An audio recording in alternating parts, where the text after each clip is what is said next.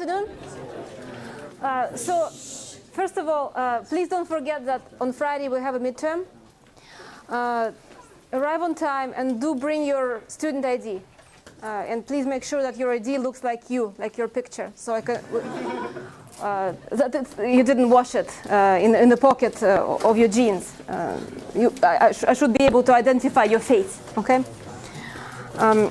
So today I'll go over several types of problems that are most important to remember and to learn.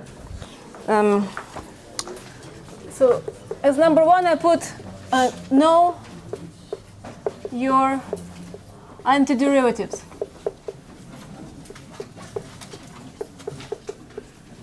This is obvious. These are in the table. You have to remember those. Now, Riemann sums, okay?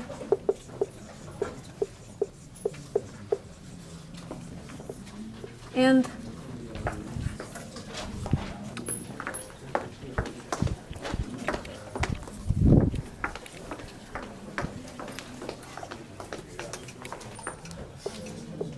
estimating definite integrals. So I'll give you the best way to approach a class of problems that is very common. So let's suppose that I have a table of values. Okay, for instance, 1, 2, 3, 4, 5, 6. For x at these discrete points. So if you have any questions, please ask me. If you don't, and you don't, please don't talk. Okay? Question? Will the Riemann sums we'll be evaluating be in this kind of format right here? Not necessarily, but this is one possible format. Okay. So the functions f can be given. For instance, I could have numbers here, or I could have f of x equals x minus 1. Okay. If I have this formula, I can fill in the values here. If I don't have a formula, perhaps I'm given the values. So let's use this example. So the values are minus 1, 0, 1, 2, 3.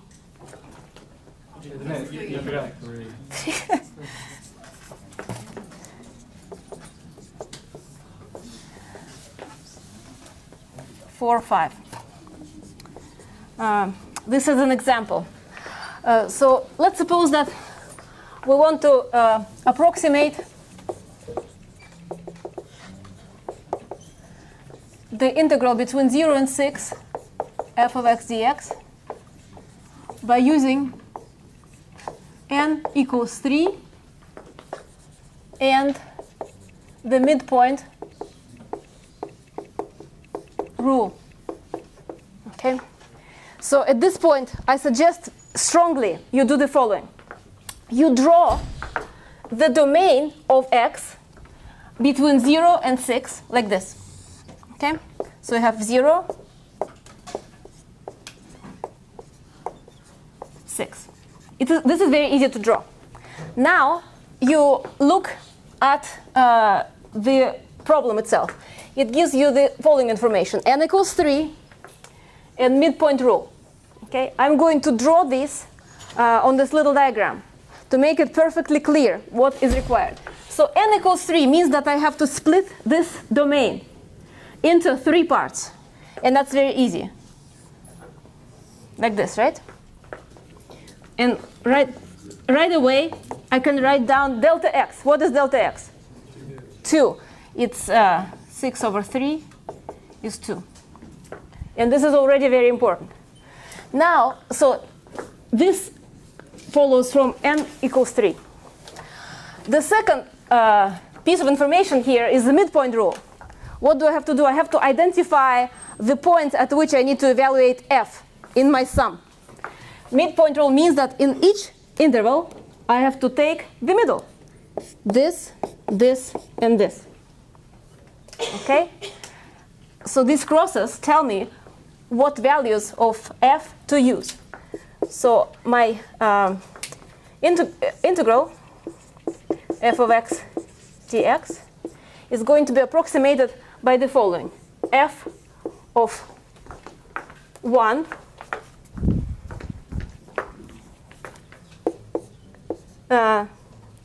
plus f of 3 plus f of 5 times delta x. Okay, and now I look at the table. What is it? 0 plus 2 plus 4 times 2 is 12. Okay, and I'm done. Okay, so 2 pieces of information. How many intervals I have and what rule I use. Let's change the problem. Let's now use not the midpoint rule, left hand rule. What do I do now? What changes? I still have n equals 3, so my 3 intervals survive. It's the same.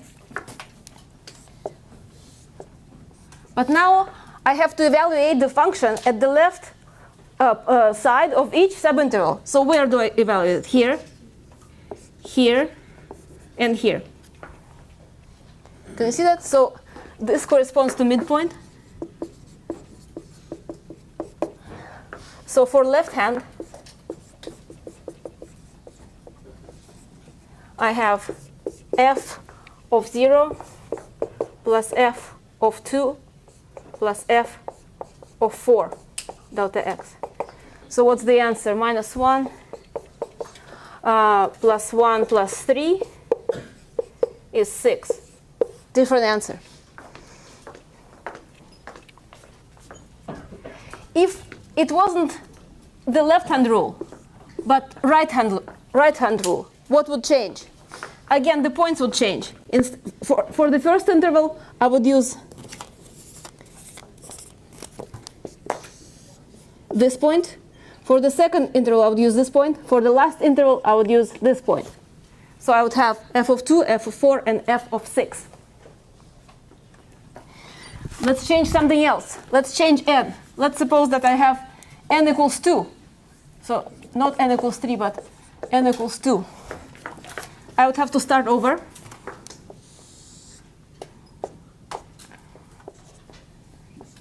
And split this interval into not 3, but 2 intervals, like this. In this case, delta x is 3, right? Okay?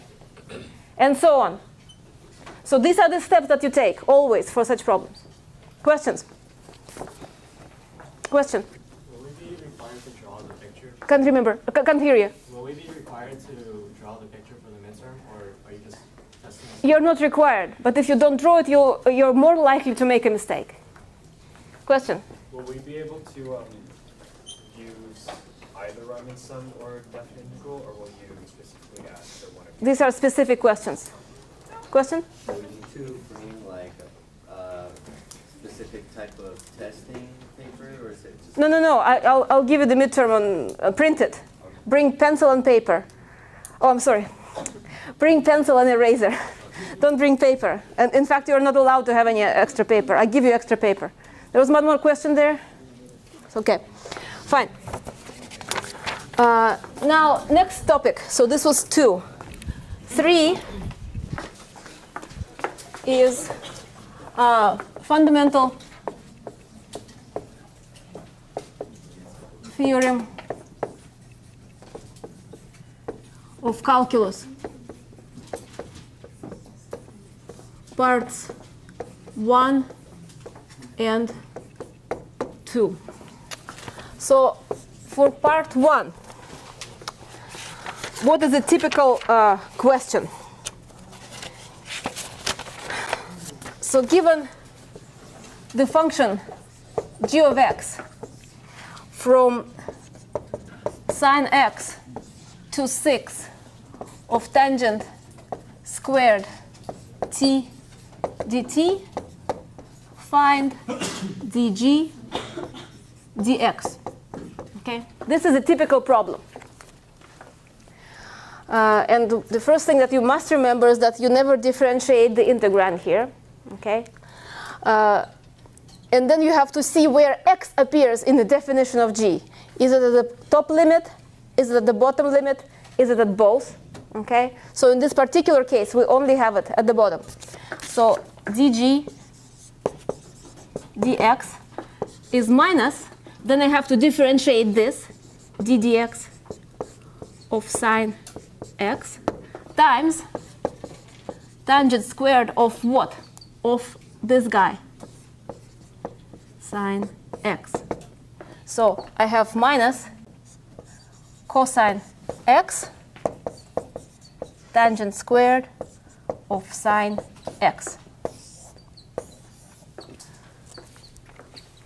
If my limit, if this one was constant and I had sine x here, I would not have the minus sign, right?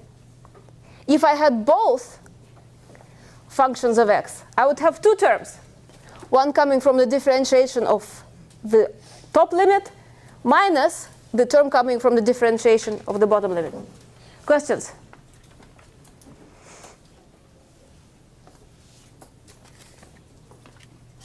They want me to do another problem like this.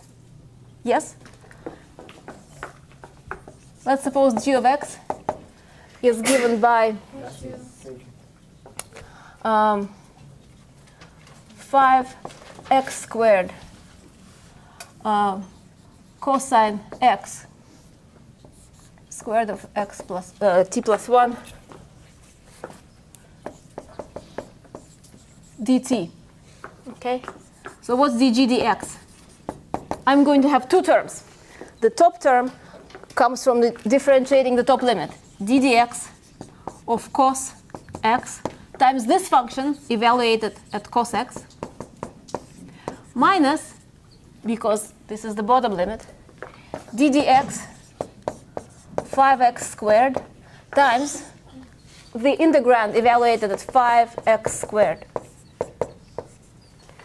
So the only step that I have to perform after this is the actual differentiation. Okay, so I have minus sine x cos x plus 1 minus 10x 5x squared plus 1. I can stop here.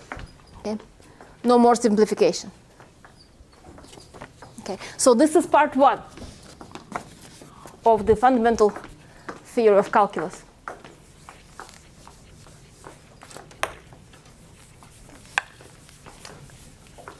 Part 2 is remembering what happens when we perform definite integration. So part 2.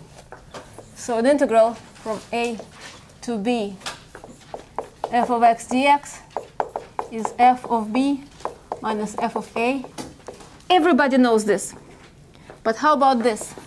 A to b f prime of x dx. What's that equal to? I have to take the antiderivative of f prime. What's the antiderivative of f prime? F. So f of b minus f of a. So if I'm given the function f at points b and a, I can evaluate this integral exactly, just by using these 2 points. Okay? So you should remember both incarnations of this theorem. Fine. Now, next, substitution rule. So that's 4. Substitution.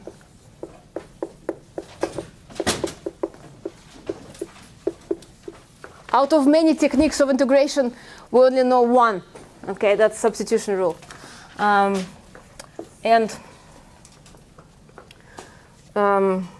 So if I have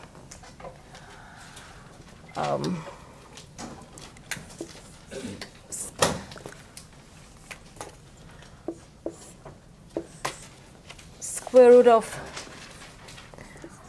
5x squared plus 6 times x dx. How do I evaluate this integral? I notice that if I take this function and differentiate it, I get something like x times a constant. So I use a substitution, u equals 5x squared plus 6. So du is 10x dx, or x dx is du over 10. So I have 1 over 10 du square root of u. Okay, so I was able to rewrite this in terms of u only, or I can say u minus 1/2. And now it's very easy to take the integral.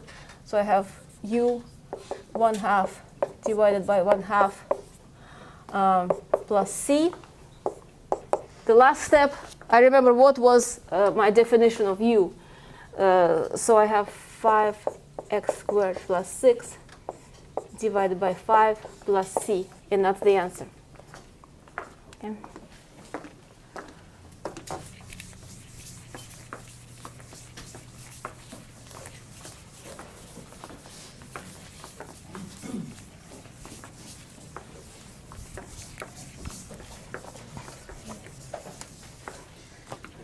How about this?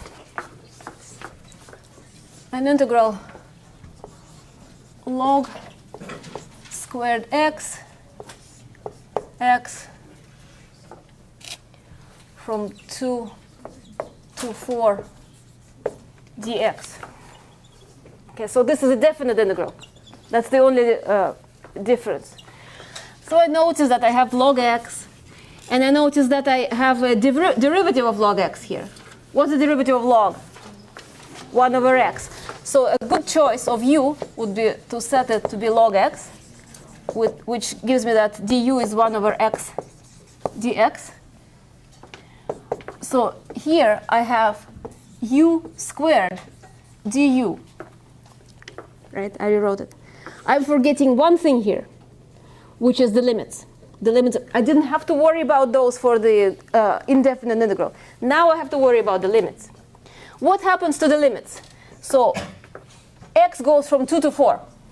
So when x equals 2, what happens to u? U is log 2, right?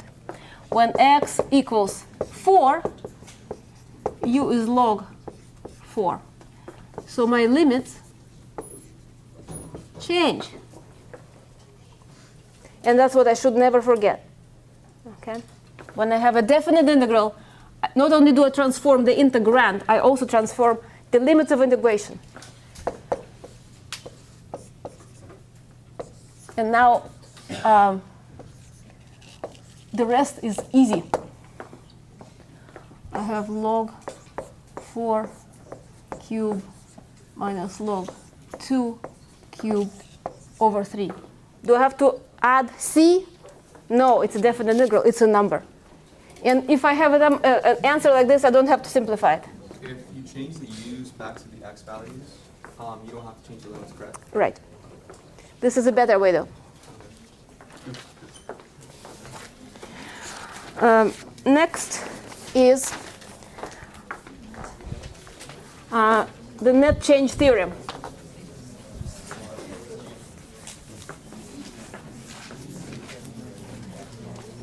Questions? So that was 5.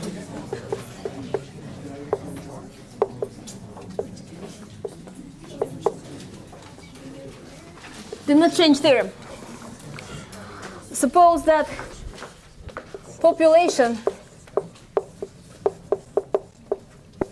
grows at rate c equals 2t year minus 1. Okay, so time is measured in years.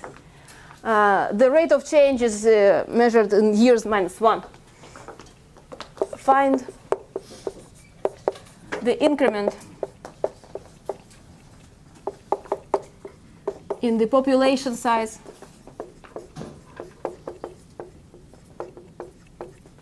between t equals 1 year and t equals 2 years. Okay?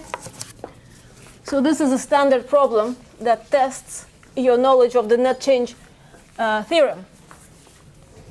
And of course, the theorem states that to get the net change, you have to integrate the rate of change. So we integrate from 1 to 2 c dt. So I have 2t dt. So I have t squared from 1 to 2, 4 minus 1, 3. Okay, the population changes by 3 per year. I don't know, 3, maybe 3,000. Depends on what you measured in. Stick with the units that are given in the problem. Okay. Okay. Now let's address applications of integration. These are kind of perhaps the most recent problems, so they tend to be more confusing. So area between curves.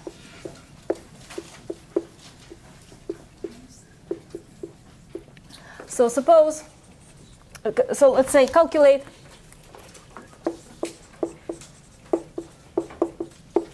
the area enclosed between curves y equals x and y equals x to the 5 and x greater than 0. Okay? So this is the condition. Let's draw these two curves. One of them is a straight line, and the other one is kind of like this. So the standard way to proceed is find, even if I don't know how to draw them, right? The next step is standard. I find points of intersection. Find the points of intersection. What do? I equate the two curves. X equals x to the 5. Or I can say x to the 5 minus x equals 0. Or I can say x to the 4th minus 1 equals 0. What are the solutions? X, there are 3 solutions here. X equals 0, right? X equals 1, and x equals minus 1. And this is what I see on my graph, right? They intersect at 0, of course. This point is 1, and this point is minus 1. So if I didn't have this condition, I would have to calculate the area between the two curves in these two regions, right? How would I proceed? I could say the picture is symmetric. So let's calculate this one and multiply by 2. Question? Was there a condition that x has to be greater than 0, though? So in the problem that I formulated for you right now, I included this in the problem. Okay. If it's not there, then you have to calculate the area of both. Okay. This condition actually tells you that you don't need the left one. Okay? It makes it easier, actually.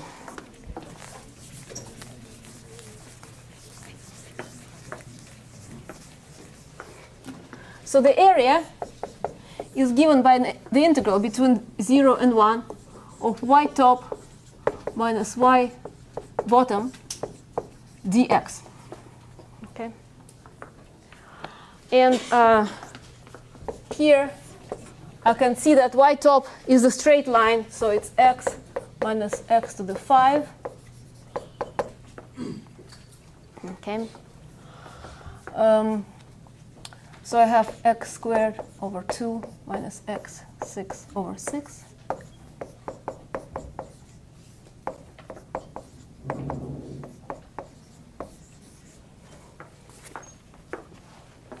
this is the answer. Questions?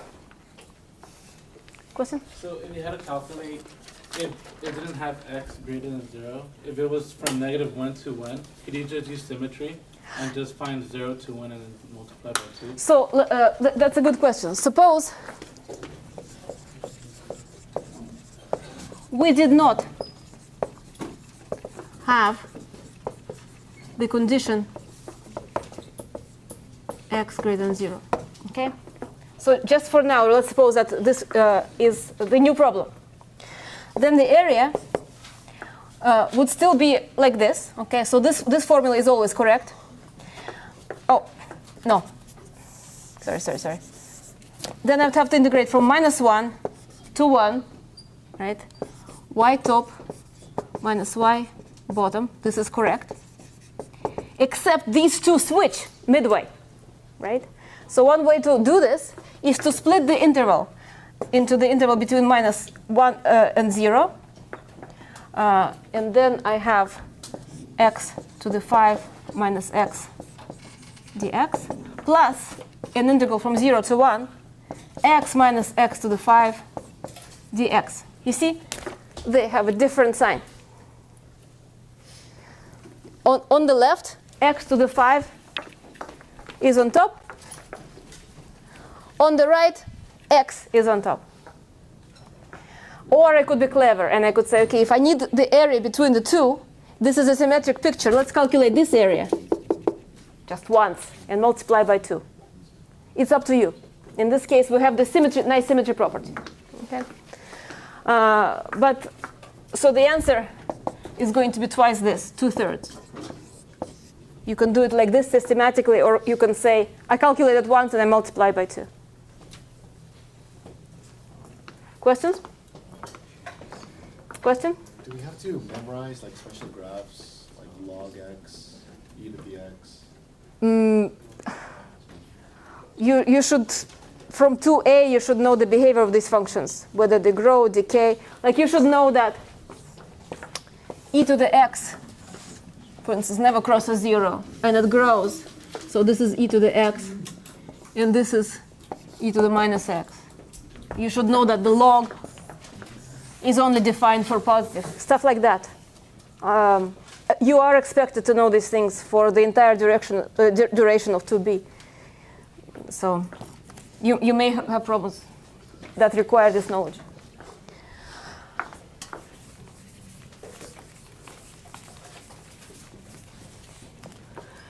So now let me calculate some volumes. Okay, so let's call this region R. Okay, and we're going to play with solids of rotation. So this is number 7, volumes. So consider region R defined in the previous problem.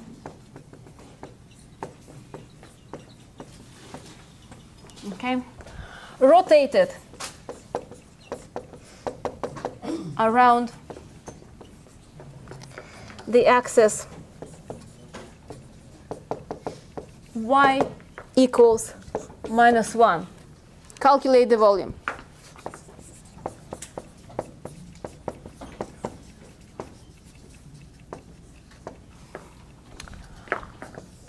So this is my region R, right?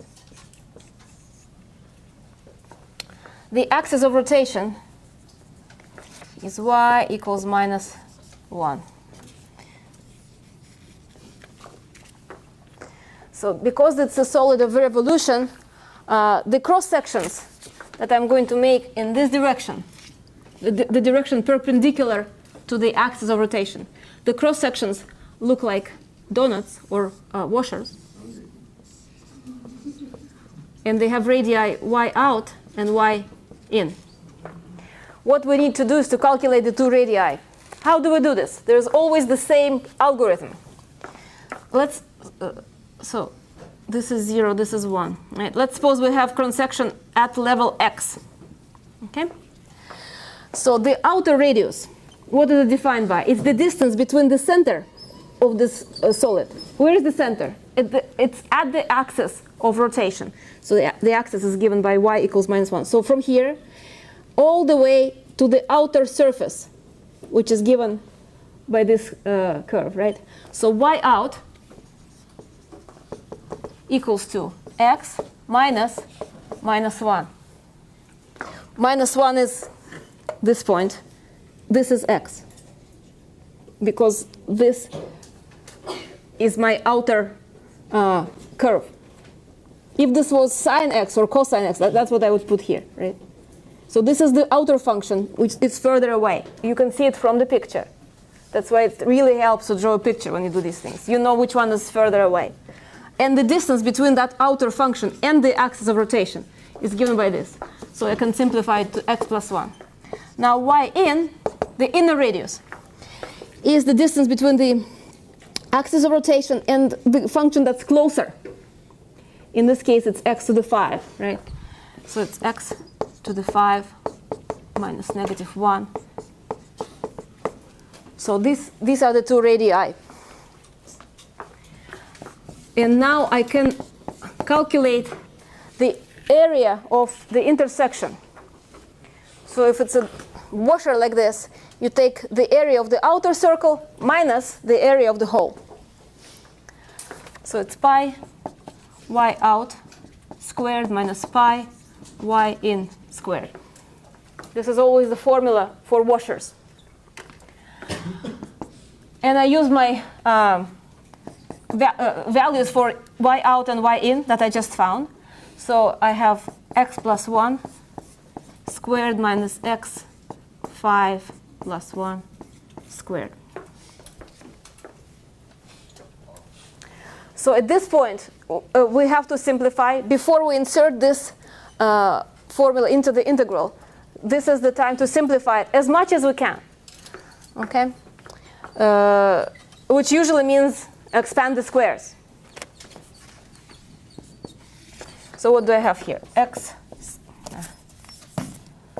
squared plus 2x plus 1 minus x to 10, right?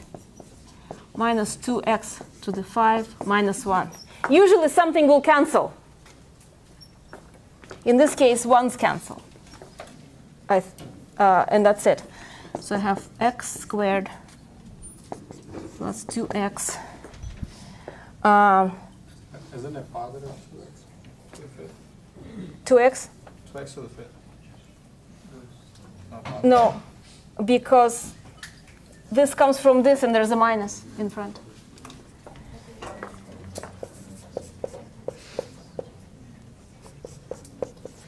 So this is my formula that I will be substituting into the integral. Questions so far? Can you explain how you calculated the y out and in? Do you always subtract like the Yes, so values? Is it always subtracted by the value given? So let's suppose I have f and I have g, okay?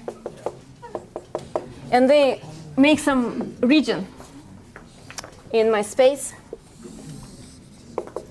And my axis of rotation is given by y axis. Okay, some value. In that case, it's -1. How do I so I rotate around this. How do you calculate the inner and the outer radii of the washers? So imagine this thing. This is the axis of rotation. I take this and I rotate it like this. Okay, so this is the motion it makes. And I set up an arbitrary point x. Okay, so for this x, what's the outer radius? It's the distance between the middle, which is the axis of rotation, and the function that's further away from the axis of rotation. So y out, in this case, is f of x minus y axis, minus this point. In my example, this was -1, -1. Okay, so it's the distance between this point and this point. That's my y outer. Let me see if I have a different color.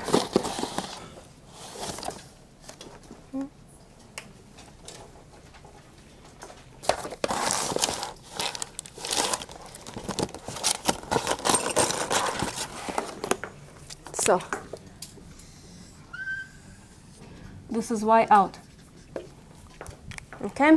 Corresponding to this value of x. What's y in? That's this distance between here and here. So this is y in. And it's equal to y in is g of x, this function, minus y axis. Okay? Question? Is it always going to be the function minus whatever the axis is? It's the distance between the function and the axis. Okay. So it's always going to be something like this. We will next consider a problem where I rotate around a vertical axis, in which case I'll be measuring it in this direction. Okay, so even if the functions were, let's say we're rotating it about y equals -1 and the functions are down in the fourth quadrant, is it still going to be? Oh, so if the functions are here, Yes. so the so if the functions are, for instance, like this. So this is, you probably can't even see it. So the outer radius is the distance between the axis of rotation and the function that's further away. So that's going to be the more negative one.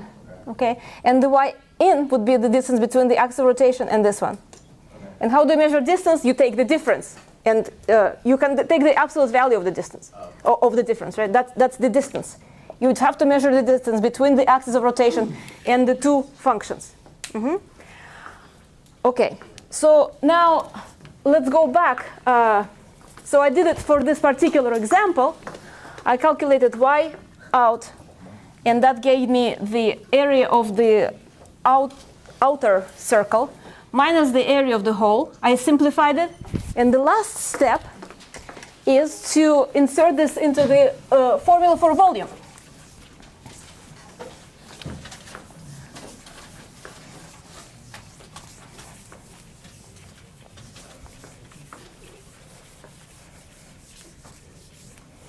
Okay. So continuing with my example, the volume is given by an integral between 0 and 1, a of x dx. So I have pi, and I put in whatever simplification I obtained.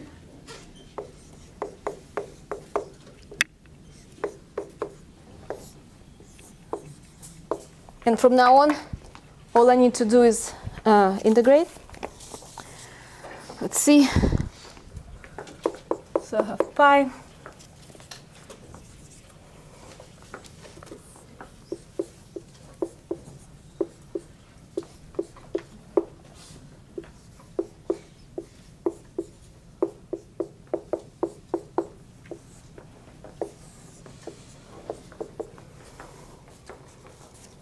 Yes, so I have 1/3 plus 1 minus 1/3 minus 1 over 11.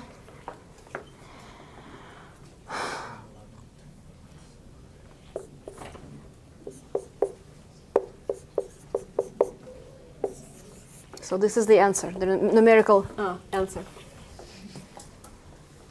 So this is not so bad. You can do this completely without using calculator, right?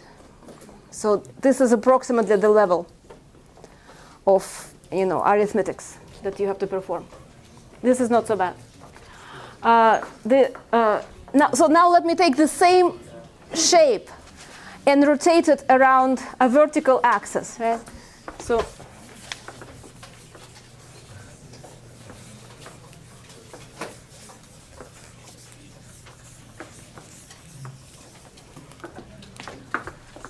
next,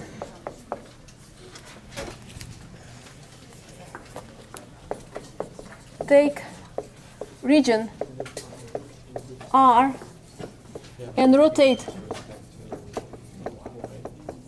it with respect to axis x equals 2. Okay, so picture.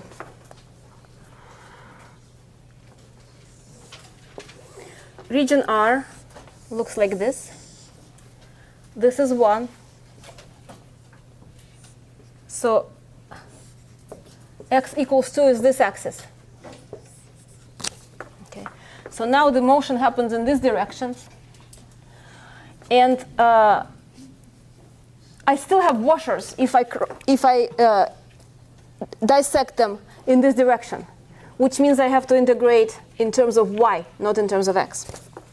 So the volume can be given as an integral of a of y dy. So what are the limits of integration? X goes from 0 to 1, and my functions are, so this is x, y equals x, and this is y equals x to the fifth. So this point is actually also 1 in terms of y.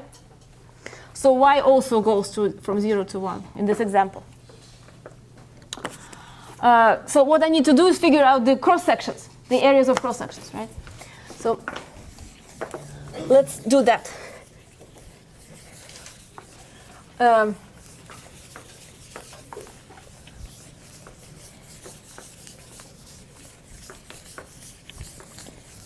So the trick here is that x's and y's switch over. So my donut looks like this, with outer radius x out and the inner radius x in. Okay? And let me draw it on this picture. How do I calculate x, the radii? So let's set a current coordinate y. Y is going to be changing from 0 to 1. I'll have to explore all of these cross sections. For a current y, how do I determine the outer radius? So this is the center. This is the axis. The outer radius is the distance between the axis and the function that's further away. Okay? So this distance, let me mark it like this. So this is x out. The inner radius is this. Okay, this is the inner radius is the distance between the axis of rotation and the function that's closer to it. Okay, so let's write it down. And I have to express x in terms of y as opposed to y in terms of x. So my original functions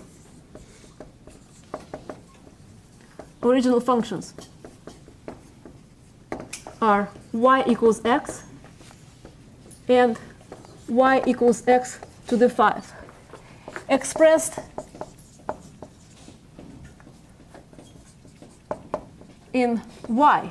So I have to say x, I have to resolve this simple equation for x, so that's trivial, x equals y.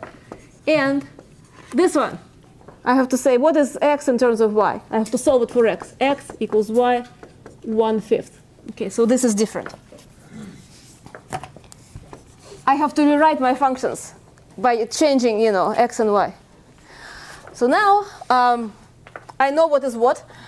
So x out is this function expressed in terms of y, right? So it's y minus the axis of rotation is 2. That's it. X in is y to 1/5 minus 2. Questions? Question? You know how the limits are 0 and 1? Mm-hmm. If it started out as y, would we have to solve it? You have to figure out the new limits. In this particular problem, the new limits are also 0 to 1. So, but they don't have to be. So whatever this function is, so the limit in x is 1. You have to find what this point is. Try to solve for x. So But would it be the same way to find the intersection, like make for y? you already found the intersections. So you know that the x coordinate of intersection, you know it. Now you have to find the y coordinate of the intersection. And that's easy because you know x. If you know x, you know y from either of these equations. Okay? So this is a good question. You always have to worry about the limits of integration when you go to y. They may be different. You have to find out what the y coordinates of the points of intersection are. Okay? So now, if I know the two radii, I know that a of y is pi x out squared minus x in squared. So I have to do this. Y minus 2 squared minus y to the 5th minus 2. Okay. What do I do now? Simplify. Always, at this stage, expand the squares and try to simplify it as much as possible. Oop, 4.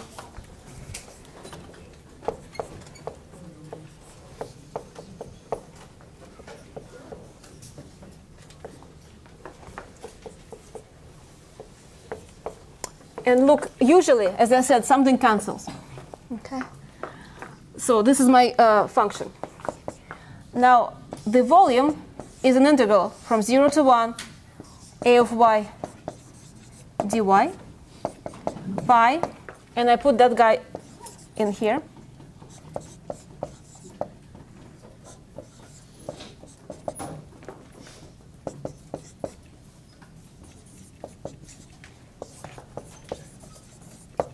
From now on, conceptually, again, it's very easy.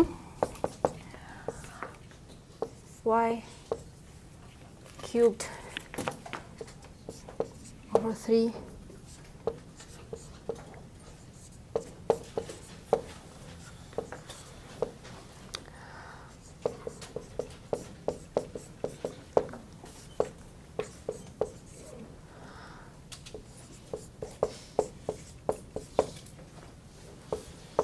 from 0 to 1. Last step. Did I get it all wrong? To 5th. 7/5. Yes, it's all good.